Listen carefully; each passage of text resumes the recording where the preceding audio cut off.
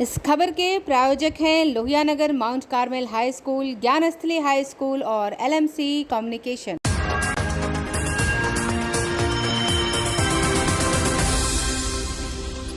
नमस्कार, मैं अक्षिता और आप देख रहे हैं आंखें न्यूज़ 24। आप सभी का स्वागत है रात 8 बजे के प्रमुख समाचार में। तो आइए लेते हैं रात 8 बजे तक के सारे प्रमुख समाचारों पर एक अपडेट। प्रधानमंत्री नरेंद्र मोदी आज उत्तर प्रदेश में प्रधानमंत्री गरीब कल्याण अन्न योजना के लाभार्थियों से बातचीत करेंगे।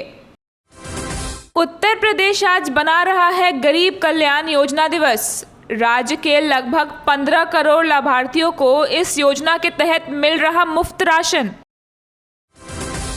संसद में विपक्ष का हंगामा आज भी रहा जारी। दोनों सदनों की कार्यवाही हो रही है बाधित।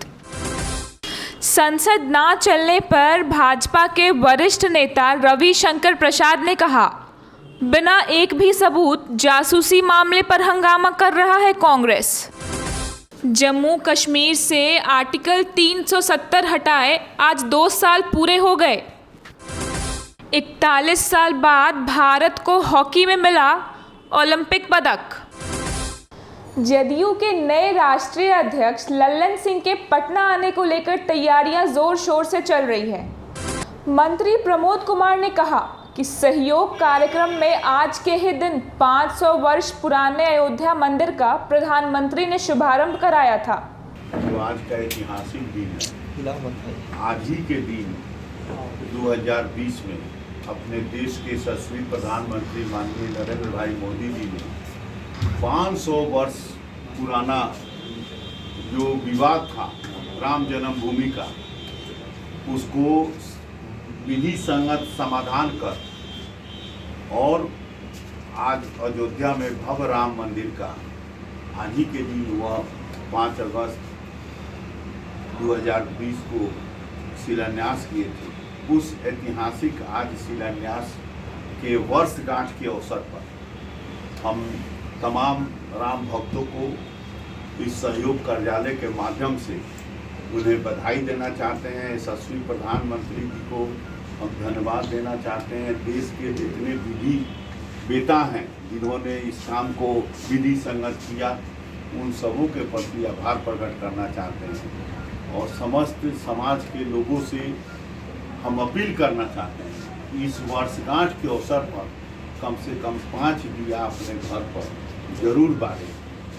सरकार के पास क्या कोई जानकारी है, सरकार इस पर क्या करने बात सुनिए, यही तो मैं बता रहा हूँ कि भूमि विवाद में जो ये जान जा रही है, इसीलिए तो भूमि का संरक्षण संवर्धन कर उसे सर्वे करना है, उसका स्वामित्व प्रमाण पत्र देना है कि भूमि विवाद समाप्त हो जाए और जो अपराध और अपराधी की जो घटनाएं हैं, जो हमारे माननीय मुख्यमंत्री जी का कहना है कि इसमें से आधा से ज़्यादा 50+ घटनाएं भूमि से आधारित है। तो इसी को संरक्षित संवर्धित करने के लिए हम लोग भूमि का सर्वे करवा रहे हैं, भूमि का स्वामित्व प्रमाण पत्र दिलवा रहे हैं। तो इस दिशा में सरकार प्रयासरत है और काम कर रही है।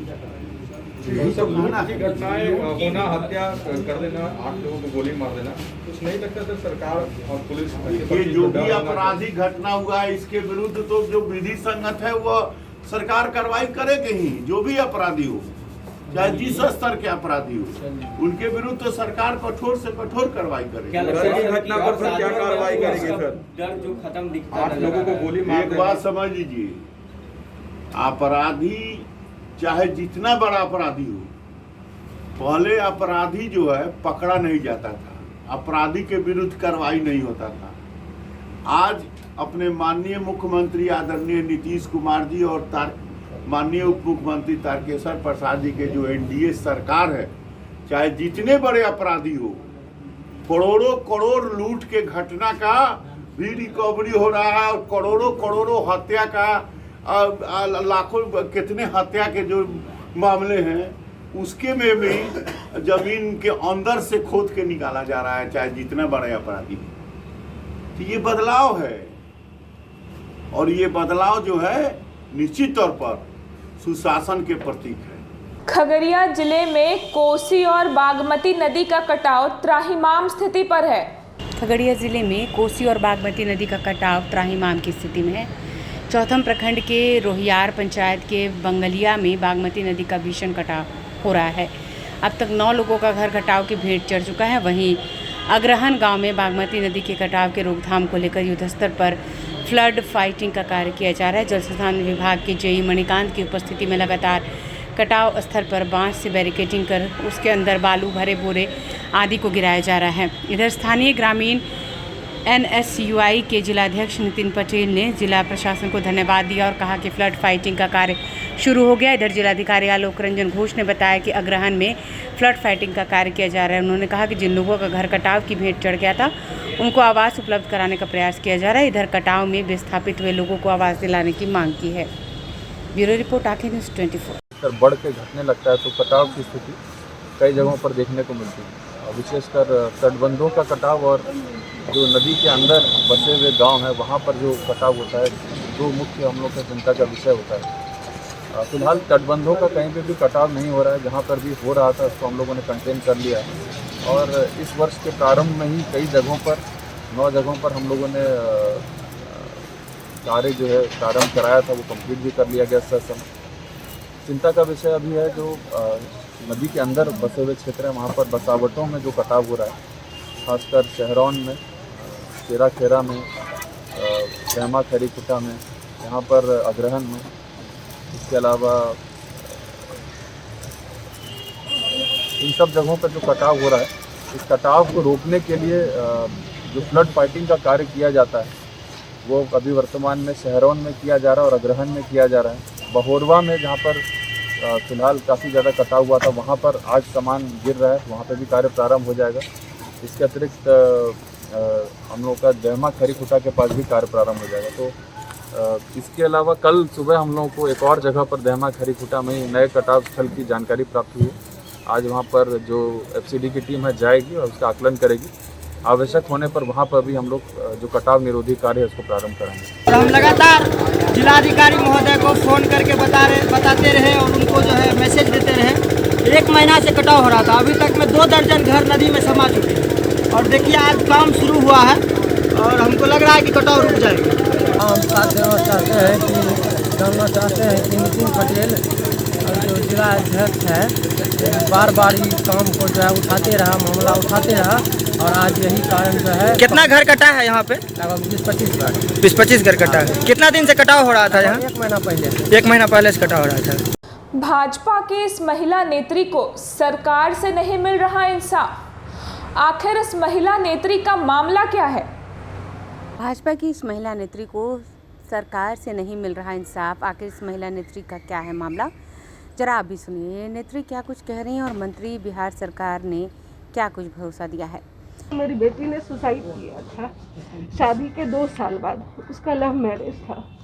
बाद में हमने पता किया, उसका मेल हमारे पास है, सारा सबूत हमारे पास है। उसने दहेज के कारण, प्रताड़ना के कारण उसने आत्महत्या की। गांधी मैदान थाना में हमने केस किया और लगातार 4 साल तक दौड़ते दौड़ते उस बीच में उन लोगों ने हम लोग पे केस करके हमारे लिए मतलब हम लोग अभी जमानत पे हैं और उन लोग पे कोई कार्रवाई नहीं हुई। अग्रिम जमानत लेके वो लोग आराम से घूमते रहे।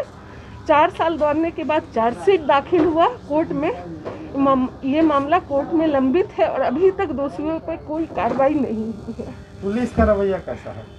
बहुत ढुलमुल था, बहुत। मैं तो DGP के पास गई, मुख्यमंत्री को मैंने 3 बार मेल किया, उनसे जनता दरबार में मिलने की कोशिश की। यहाँ मैंने अपने पदाधिकारियों को भी कहा लेकिन कोई सुनवाई नहीं। क्या रसूखदार लोग हैं वो जिनके खिलाफ कार्रवाई नहीं? जी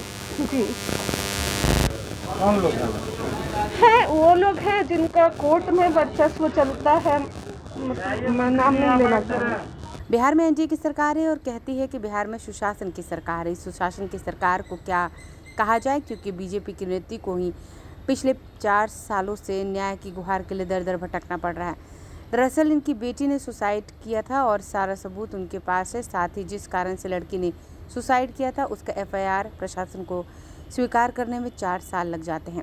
इसके बाद भी कोई संतोषजनक कार्रवाई नहीं होती है। महिला अपनी फरियाद लेकर कई बार बिहार के मुख्यमंत्री नीतीश कुमार को मेल कर चुकी है। बिहार के बड़े बड़े पदाधिकारी से मिल चुके हैं। यहाँ तक कि जब सुशील कुमार मोदी डिप्टी सीएम थे तो उनसे भी यह महिला गुहार लगा चुकी है, परंतु अभी तक इंसाफ नहीं मिला। आज बीजेपी कार्यालय में सहयोग कार्यक्रम के तहत यह बीजेपी नेत्री मंत्री जी के सामने अपनी संवेदना बताई और मंत्री जी ने कहा कि इस पर गौर किया जाएगा और जल्द ही न्याय मिलेगा। ब्यूरो रिपोर्ट, आंखें न्यूज़ 24। मंत्री जी से मिले हैं? अभी मैं मंत्री जी से मिली। तो ये अपनी पार्टी में पहली बार आपने रखा है बात कि इससे पहले भी? नहीं, इससे पहले मैं सुशील मोदी जी से भी मिली थी। डीआईजी साहब, आईजी, डीजीपी सबों से मैं मिल चुकी हूँ कई बार, लेकिन कोई कार्रवाई नहीं हुई। चार्जशीट में हालांकि उन लोगों को दोषी साबित कर दिया गया है, लेकिन अभी तक कोर्ट में मामला है, कुछ भी नहीं हुआ। अच्छा, क्या लगता है कि आपकी सरकार है और 4-4 साल चार्जशीट नहीं होना, वो भी गांधी मैदान थाना के मामला होने के बाद? नहीं, मतलब पुलिस का रवैया तो बिल्कुल ही अच्छा नहीं है सर। मतलब मैं क्या बोलूँ, सरकार में काम तो हम लोग का काम नहीं हो रहा है तो और किसका? सुनते नहीं है। और मुख्यमंत्री, उप मुख्यमंत्री, मुख्यमंत्री सबसे आपने कोई नहीं सुनता है। मुख्यमंत्री को मैंने 3 बार मेल किया, उन्होंने कुछ नहीं सुना। उसकी जांच होगी, जो वो हमको दिए हैं वो कह रहे हैं कि सीएम को मैंने 3 बार लिखा, डिप्टी सीएम जो सुशील मोदी थे तत्कालीन उनसे मैं मिली, उसका डीजीपी से कितनी बार मिली और प्रदेश उपाध्यक्ष हैं भाजपा की, हमारी सरकार में हमारा काम नहीं हो रहा। देखिए, ये सरकार की प्रक्रिया है और वो सरकार की गति। तो आखिर ये कैसा सुशासन है? आप लोग मंत्री हैं। ऐसा बात मत कहिए, सुशासन का माने ही नहीं है कि 4 साल लगे चार्जशीट? नहीं, प्रक्रियाधीन है। दोषी अधिकारियों के खिलाफ कार्रवाई सुनिश्चित। निश्चित तौर पर ऐसे जो प्रक्रियाधीन में जो लंबित किए हैं, जिसका भी हमारे माननीय मुख्यमंत्री महोदय ने जो पुलिस सर्कुलर रूल का जो रिवीजन किया, जो उसका जो कांड है और जो लंबित बात है, तो उसको कितना दिन में कैसे पूरा करना है, ये सब प्रक्रिया, इसका रूल सब बना हुआ है। उसके तहत जो भी ऐसे अधिकारी लंबित किए होंगे उनके विरुद्ध निश्चित तौर पर उसके पर्यवेक्षण के आधार पर उसके विरुद्ध कार्रवाई होगी। सालों बाद फिर एक दफा हॉकी के मैदानों में दिखा खिलाड़ियों में उत्साह। संवाददाता आशीष ने पटना के कुछ खिलाड़ियों से बातचीत। 41 साल बाद भारतीय हॉकी टीम ने ब्रॉन्ज मेडल जीता और आज मैं हॉकी ग्राउंड में हूँ और आप देख सकते हैं हॉकी के प्लेयर कैसे प्रैक्टिस कर रहे हैं और बिहार के हॉकी टीम भी कोशिश कर रहे हैं जो वो भी एक दिन मेडल ले। आइए मैं कुछ हॉकी खिलाड़ी से बात करता हूँ और जानने की कोशिश करूँगा जो वो लोग कैसे सेलिब्रेट कर रहे हैं। बताइए, 41 साल बाद हॉकी टीम को जीत मिली है, भारतीय हॉकी टीम को, आप लोग कैसे सेलिब्रेट कर रहे हैं? हम लोग सुबह से सेलिब्रेशन नहीं कर रहे थे, उसके बाद फिर अपना मिठाई वगैरह खाएं, उसके बाद फिर अपना प्रैक्टिस चालू है बस। कैसा लग रहा है? जो मतलब बहुत खुशी हो रही है कि 41 साल के बाद इंडिया फिर वापस ही की अपॉर्चुनिटी है उन लोग के पास और वुमेन्स टीम का कल मैच है, तो उसके लिए ऑल द बेस्ट। और बिहार की हॉकी टीम क्या चाहते हैं और क्या होना चाहिए? आप लोग को क्या? हम लोग को तो बस एक ही है कि ग्राउंड का मिल जाता। बिहार में हर जगह पर कहीं टर्फ नहीं है, बाकी सारी जगह है, सिर्फ एक टर्फ है जो सिर्फ इंडियन आर्मी के लिए है, इसलिए तो हम लोग इसमें तो खेल नहीं सकते हैं, तो एक ग्राउंड बस अलाउ हो जाता। आप लोग को स्टेडियम और ग्राउंड की कमी से थोड़ा सा प्रैक्टिस में दिक्कत होती है। ये ग्राउंड भी हम लोग का नहीं है, कमांडेंट जब चाहेगा तब मना कर देगा, तो हम लोग को ग्राउंड खाली करना पड़ जाता है, तो प्रैक्टिस रुक जाता है बीच में, इसलिए तो सरकार ऐसी करेगी तो हम लोग अपना कर सकते हैं। आपका परिचय? मेरा परिचय विकास, हॉकी प्लेयर। हाँ बताइए, जो 41 साल बाद भारतीय हॉकी टीम ने सेलिब्रेट किया, आप लोग कैसे कर रहे हैं? पहले की चीज़, भारत 41 साल में मेडल, जब मेडल तो बहुत पहले ही आया था, 72 में क्वालिफाई किया था और उसके बाद 41 साल बाद मेडल आया है, तो बहुत खुशी का बात है कि इंडिया वापसी की। अब तो हम लोग अब यहाँ पे कुछ डेवलप होगा बिहार में। यहाँ पे एक ही प्रॉब्लम है, ग्राउंड का इशू है और बिहार में सरकार को देखना चाहिए, ग्राउंड हम लोग के पास नहीं है। यहाँ पे हम लोग कंफर्म भी नहीं है कि यहाँ पे हम लोग को प्रैक्टिस कर, जब चाहे तब हम लोग को हटा दिया जाता है। बस सरकार को देखना चाहिए कि ग्राउंड का इशू है, टर्फ लगवाना, बस यही। मुझे चाहिए कुछ नहीं, बस इतना मेडल मिल चुका है तो बस ग्राउंड प्रैक्टिस के लिए वो ग्राउंड चाहिए, बस और कुछ नहीं चाहिए किसी से। वुमेन्स हॉकी टीम जो बिहार में खेल रही है, आप लोग को क्या क्या दिक्कत का सामना करना पड़ता है? हम लोग को मेन तो अभी हम लोग को टूर्नामेंट नहीं मिल रहा, हमारी पूरी गर्ल्स की टीम भी नहीं हो पा रही है, मतलब ज़्यादातर लड़कियां नहीं आती हैं ग्राउंड पे, 41 साल के बाद इंडिया ने, भारत ने, हमारे देश ने हॉकी में ब्रॉन्ज मेडल प्राप्त किया है, जो कि बहुत ही लंबे अंतराल के बाद ये हमें प्राप्त हुआ है। इस वजह से हॉकी जगत में बहुत ही खुशी की लहर गूंज रही है, हर जगह खुशी है और आशा करता हूं कि इसके बाद हमारे देश में हॉकी को मान्यता मिले, जो कि ये राष्ट्रीय खेल है, इसको उतना सम्मान मिले। जैसा कि आपने वीडियो में देखा, जो यहाँ के खिलाड़ी भी मेडल हासिल कर सकते हैं, लेकिन कुछ कमी है जो मतलब ग्राउंड से रिलेटेड और कुछ फैसिलिटीज से रिलेटेड। तो ये कमी को देखते हुए खेल मंत्री और बिहार सरकार भी देखे इसको, खिलाड़ी यहाँ के भी है जो मेडल हासिल कर सकते हैं। तमाम ऐसे खबरों के लिए बने रहे आंखें न्यूज़ 24। खजौली में वैक्सीन लेने को लेकर लोगों में काफ़ी उत्साह दिखा, लेकिन वैक्सीन सेंटर्स पर पर्याप्त वैक्सीन ना मिलने पर लोग निराश होकर लौटे। बुधवार को खजौली CHC में वैक्सीन को लेकर आयोजित मेगा शिविर पर लोगों का हुजूम उमड़ पड़ा। बिना मास्क एवं शारीरिक दूरी का पालन नहीं हो रहा है, जगह संकीर्ण है, मैदान में पानी लगा हुआ, लोगों की भीड़ के आगे जगह छोटा पड़ रहा है। एक और जहां सरकार वैक्सीन लेने के लिए लोगों को जागरूक कर वैक्सीन नहीं लेने वाले को राशन और अन्य सरकारी सेवाओं से वंचित करने का पत्र जारी कर रहे हैं, वहीं वैक्सीन पर्याप्त मात्रा में उपलब्ध नहीं होने के कारण वैक्सीनेशन सेंटर पर घंटों धूप एवं कीचड़ में खड़ा रहने के बाद भी बहुत से लोगों को बिना वैक्सीन दिए हुए निराश होकर लौटना पड़ रहा है। केंद्र पर उपस्थित चिकित्सा पदाधिकारी डॉक्टर रमेश पासवान ने बताया कि सरकार के द्वारा वैक्सीनेशन को लेकर चलाए जा रहे जागरूकता अभियान से प्रभावित होकर अधिक संख्या में लोग वैक्सीन लेने के लिए पहुंच रहे हैं। वहीं HM कालीचरण ने बताया कि बुधवार को CHC खजौली में लगभग 500 से ऊपर लोगों को टीका लगाया गया। मौके पर GNM Rekha Kumari, Sushila Kumari, Jyotika Kumari, Vibha Kumari, Sita Kumari, Guddu Kumar, LT Mahesh Kumar, data operator Om Prakash सहित अन्य स्वास्थ्यकर्मी उपस्थित थे।